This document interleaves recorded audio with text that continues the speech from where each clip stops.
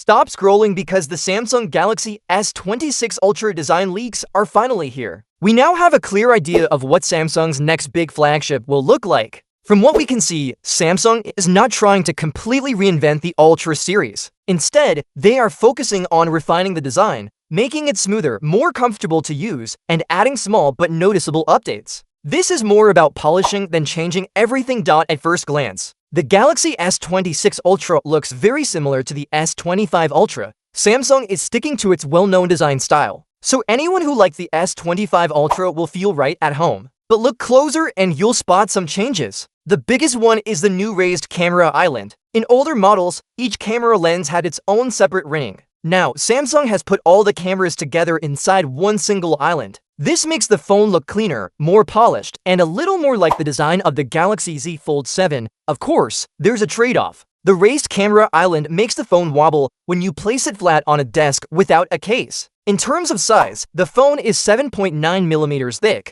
which is slightly thinner than before. But because of the bigger 4.5mm camera bump, it actually feels a little bulkier in the back. One area where Samsung has clearly made improvements is in comfort. The corners are now more rounded and the edges are smoother. This makes the phone much nicer to hold compared to the sharper edges of the S25 Ultra. It doesn't change the overall identity of the Ultra series, but it does make it easier to handle in daily use. When it comes to cameras, Samsung has kept things almost the same as last year. The S26 Ultra still has 6 camera sensors, just like the S25 Ultra. The hardware itself has not been upgraded, but the layout is new. The ultrawide and 5x telephoto cameras are now part of the unified island, making the back look more organized. Functionally though, users shouldn't expect big changes. The camera system is about continuity rather than major innovation this year. The new design looks good, but again, it comes with that wobble problem on flat surfaces. Samsung has also made some small changes to the S Pen. The button on the stylus is now curved, which feels like a throwback to the old Galaxy Note series. This gives it a nostalgic touch and makes it slightly more comfortable to use.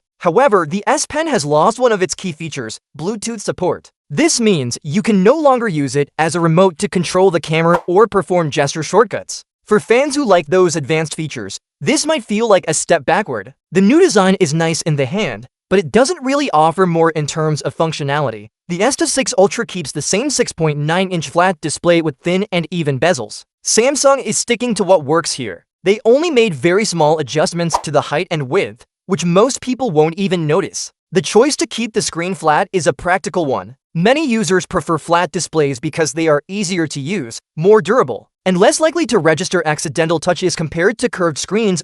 Another interesting detail from the leaks is that Samsung may be switching to an aluminum frame. If this is true, it would make the phone cheaper to produce compared to titanium, and it could also help with heat management. That would be useful when gaming or recording long videos. It shows that Samsung is thinking about balancing cost, durability, and performance instead of just chasing premium materials. So, what's the overall picture? The Galaxy S26 Ultra is more about refinement than revolution. The big updates include the new camera island design, smoother edges for comfort, a redesigned S Pen with fewer features, and possibly an aluminum frame for better heat control. On the downside, the larger camera bump makes the phone wobble more. The S Pen is less powerful without Bluetooth, and the camera hardware hasn't really improved. For some people, these changes will feel like smart upgrades to an already excellent phone. For others, they might feel too small for a true next-generation device. In the end, the S26 Ultra continues the Ultra legacy as Samsung's most polished flagship, but whether these refinements are enough depends on what you're looking for in your next upgrade.